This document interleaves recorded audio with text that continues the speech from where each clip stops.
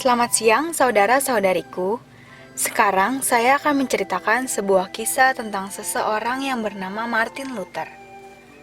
Martin Luther adalah salah satu orang yang sangat penting dalam sejarah Jerman. Beliau adalah seorang reformator gereja yang memberikan dampak yang luar biasa, tidak hanya pada masa ketika ia hidup, namun juga memberikan kontribusi yang besar, baik dalam bidang agama, politik, dan kesusastraan Jerman. Martin Luther lahir di Eisleben pada tahun 1483 dan hidup pada masa ketika Gereja Katolik Roma berkuasa. Martin Luther, yang merupakan seorang anak penambang, menempuh pendidikan hukum. Namun, suatu hari ia tersambar petir, kemudian bersumpah untuk menyerahkan dirinya kepada biara. Setelah kejadian tersebut, Luther menjadi pendeta Augustinian dan juga menjadi profesor dalam bidang filsafat. Suatu ketika, Luther dikirim untuk pergi ke Roma. Namun, sesampainya di sana, Luther menjadi terheran-heran karena menyaksikan berbagai kejanggalan dalam kehidupan gereja dan para biarawan di sana. Apa-apaan ini? Mengapa gereja seperti ini? Bermewah-mewah dan banyak terjadi perbuatan immoral. Ini sungguh tidak bisa diterima. Setelah kembali dari Roma, Luther dikirim ke Wittenberg. Di sana, ia melihat seorang Dominikan bernama Johannes Tetzel. Saudara-saudari seiman, silakan berkumpul di sini. Saya akan membagikan surat pengampunan dosa, tentunya dengan harga yang sudah ditentukan. Ini sungguh tidak bisa diterima. Keselamatan bukan didapat melalui uang.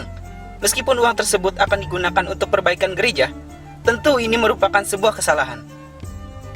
Pada tanggal 31 Oktober 1517, Luther memakukan di gerbang gereja Wittenberg 95 tesis yang mengkritisi hal-hal yang terjadi pada gereja Katolik Roma pada kala itu. Isi protes menekankan pada beberapa hal, yaitu keselamatan dan pengampunan dosa yang diterima manusia bukanlah akibat perbuatannya sendiri, melainkan anugerah Tuhan, atau dalam bahasa Latin, sola fide. Tindakan itu tentu mempengaruhi kondisi gereja pada masa itu. Paus pun mengirimkan surat peringatan untuk Luther ke gereja Wittenberg. Apa-apaan ini? Atas tindakan Luther tersebut, ekskomunikasi pun dijatuhkan. Pada tahun 1521, Luther mendapatkan panggilan dari Karl kelima untuk menghadiri Reichstag di sana. Martin Luther, saya ingin Anda menarik kembali pendapat-pendapat Anda mengenai gereja. Pada Reichstag kedua, Luther memberikan jawabannya kepada Karl kelima. Saya sudah mempergumulkan permintaan Anda, Yang Mulia, namun saya tidak bisa. Jika itu maumu, Anda akan diberikan Reichstag, dan Anda akan dikucilkan oleh masyarakat di negara ini. Di tengah perjalanan pulang dari Worms, Luther mendapat sebuah kejutan luar biasa. Ia diculik oleh orang-orang suruhan Kaisar Saxon yang kala itu menjabat, Friedrich yang bijaksana. Luther, ikut kami sekarang. Apa-apaan ini? Lepaskan aku! Ikut saja, jangan melawan. Di Wartburg, Luther menggunakan waktunya untuk menerjemahkan Alkitab yang pada masa itu hanya ditulis dalam bahasa Latin dan hanya dapat dipahami oleh pastor dan biarawan.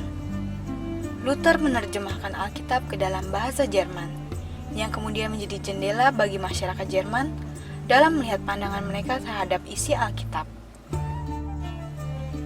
Luther memang sudah jauh dari lingkup Gereja Katolik Roma. Ia sudah memisahkan diri dan tidak mengikuti beberapa aturan yang berlaku. Luther juga menikah dengan seorang ex-biarawati bernama Katharina von Bora. Alkitab yang sudah diterjemahkan Luther ke dalam bahasa Jerman pun disebarluaskan. Penyebarluasan Alkitab ini didukung oleh mesin cetak yang kala itu baru ditemukan oleh Johannes Gutenberg. Ajaran Luther tidak hanya diterima oleh masyarakat biasa, namun juga oleh banyak kaum bangsawan dan para pangeran. Dengan diterjemahkannya Alkitab ke dalam bahasa Jerman, tentu timbul berbagai interpretasi dari setiap orang yang membacanya. Pengertian yang radikal pun muncul di kalangan masyarakat, dan terjadilah pemberontakan yang dilakukan oleh para petani terhadap kaum bangsawan. Inilah yang disebut perang petani. Dengan terjadinya perang petani, Luther tentunya harus menentukan sikap. Bagaimana ini? Ini bukanlah apa yang aku maksudkan. Kekerasan bukanlah cara yang tepat. Luther pun mengambil sikap dan menyebarkan pamflet yang berisi agar para bangsawan melakukan perlawanan terhadap gerombolan petani pembunuh.